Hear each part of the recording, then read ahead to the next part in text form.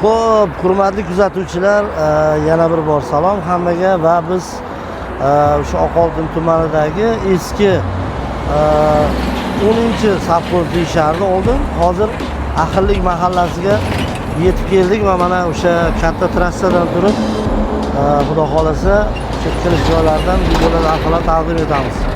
Mana o'sha katta avtomagistral bu yog'i o'sha Sirdaryo tarafdan kelib, bu yog'i Jizzaxga qarab ketadigan tomoni va o'sha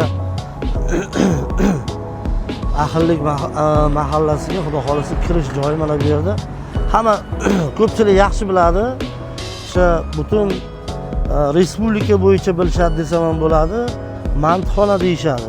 Bu yerda juda taniqli va o'sha hammaga mashhur bo'lgan mantixona bor, joylashgan mantixona va o'sha hozir mantixonadan ham ozgina sizlarga reportaj, chiroyli videolar qilamiz. Nasib bo'lsa, mana o'sha mantixonani kirish joyi. Juda ko'p yildan beri bu mantixona bor. Juda taniqli joy. Ozgina mant yeb olib, keyin xudo xolasa o'sha Ahillik mahallasida yangi taksi ochmoqchi bo'lgan hududimizga kirib boramiz nasib bo'lsa. Xo'p, hurmatli obunachilar, mana o'sha nomi mashhur mantixonaga keldik. Va xudo xolasa o'sha mantixonada ozgina tamaddi qilib olamiz va keyin yo'limizda davom etamiz. Bu mantixonani asosan yuk mashina haydovchilari yaxshi bilishadi. Bu farqiga joylashib oldingizmi? Joylashib oldik Abror aka. Qanday bu hech bu mantixonaga kelganmisiz? Hech mantixonada yeb ko'rganmisiz yo'qmi?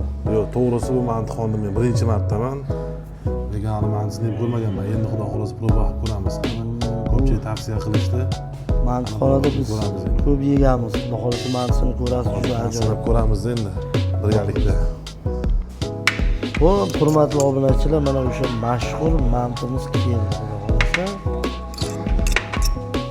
chiroyli qatiqlari bilan birgalikda bizga yoqimli shahadlaysizlar. Hali obed ham qilganimiz yo'q. Xudo xolasa Kelaman degan. obed qilib, keyin manzilimizda davom etamiz.